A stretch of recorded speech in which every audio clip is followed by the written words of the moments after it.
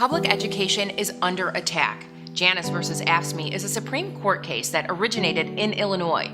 It's an assault on public unions, a move meant to cripple labor unions, and is an attempt to steal the voice of students, teachers, and education support staff nationwide.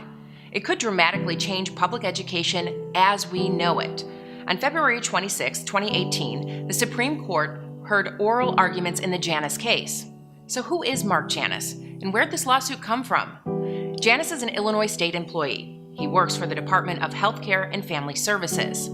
He will tell you he's suing AFSCME because he doesn't believe he should be required to pay a fair share union fee to AFSCME, even though he's a state employee and is being represented by the union. But Marc Janis isn't doing this alone. The lawsuit was initially filed by Governor Bruce Rauner in February of 2015. It was one of Rauner's first acts in the governor's office. 3 months later, in May of 2015, a federal judge ruled that Rauner did not have a right to pursue the lawsuit since he, quote, had no personal interest in the case. But the judge said 3 other plaintiffs, including Marc Janis, could continue to bring the case forward. And that's how Janis versus AFSCME got its start.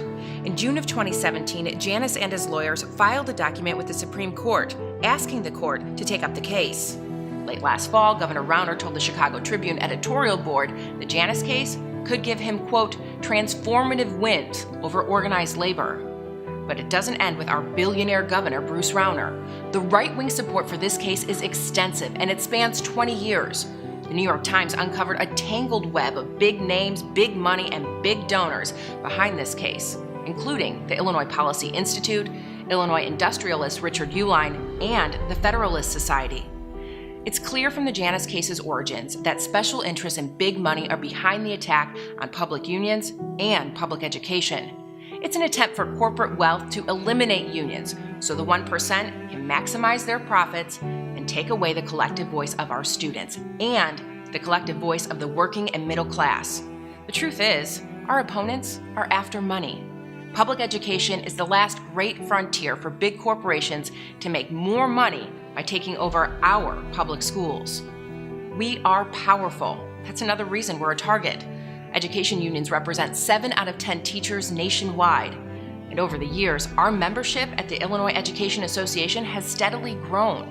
We are now 135,000 strong. Our members' voices are being heard all over the state. And now, the conservative right is trying to silence us. The IEA is growing while private sector union membership is declining. We are now the target. They are trying to take away our voice, lower your pay, reduce your health care, and take away your retirement.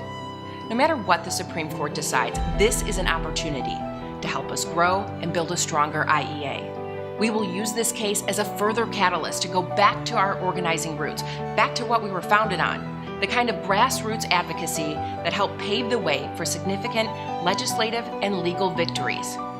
We know we can handle this. We know we can continue to move forward. Let's make it happen. We know we are stronger united.